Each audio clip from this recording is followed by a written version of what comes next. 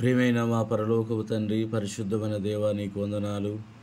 నేటి ఉదయకాల సమయంలో మీరు మమ్మల్ని సజీవులుగా ఉంచినారు. స్తోత్రాలు. దైవ మరువుల ద్వారా మా అందరితో మాట్లాడమని యేసునామమును ప్రార్థించి వేడుచున్నాము తండ్రి. ఆమేన్. మే 20 తేదీ నాడు దైవ మర్మములు.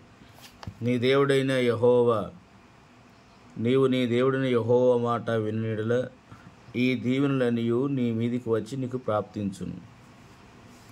ద్వితీయోపదేశకాండము 28వ అధ్యాయం 2వ వచనం.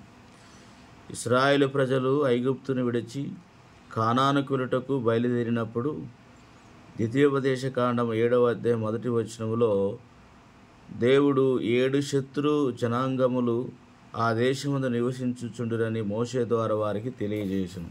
దానికి 450 ఏండ్లకు పూర్వమే అబ్రహామునకు అతని సంతానమునకు ఆ దేశము నిచ్చెదనని దేవుడు వాగ్దానము చేసి ఉండెను. దేవుడు ఆ వాగ్దానమును మరువలేదు. దేవునికి ఎన్నడూ మరుపు రాదు.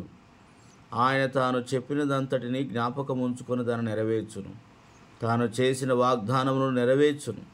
అయితే తన ప్రజలు ఆ స్వాస్థ్యం పొందుటకు వారిని ఆయన అనేక శతాబ్దాలు తర్ఫీదు చేయవలసి ఉండెను. ద్వితీయోపదేశకాండం 7వ అధ్యాయమందు కానానులో నివసించు 7 జనాంగములు కూడా ఆ దేశం నుండి పూర్తిగా తొలగించి వేయబడుదురని దేవుడు వారితో చెప్పెను. మరియు దేవుడు వారితో ఒప్పందము కానీ నిబంధన కానీ చేసుకొనకూడదని ఇశ్రాయేలుతో చెప్పాను. వారి కుమార్తెలను మీరు వివాహము చేసుకొనకూడదు.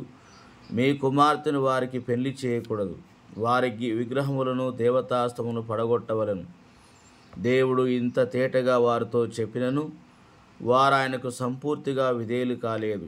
ఇదే వారి మొదటి పతనము. ఎన్నిమార్లు దేవునికి విధేయులుగా ఉండవలని మనం ప్రయత్నించినను సంపూర్ణ విధేయతను చూపలేకపోతున్నాం. బహుశా మనం విధేయత చూపకుండా కొన్ని విషయంలోనే కావచ్చును. యెహోషువ గ్రంథం 9వ అధ్యాయం 21వ వచనంలో దీన్ని చూపుచున్నది. ఈ మనుషులు ఇప్పుడు మనకు దాసులై ఉన్నారు. కట్టెలు నరుకువారు గాని నీళ్లు చేదువారు గాని వారిని ఉపయోగించుతాము. ఈ విధముగా సాతాను స్థలమును ఆక్రమింపగలిగాను.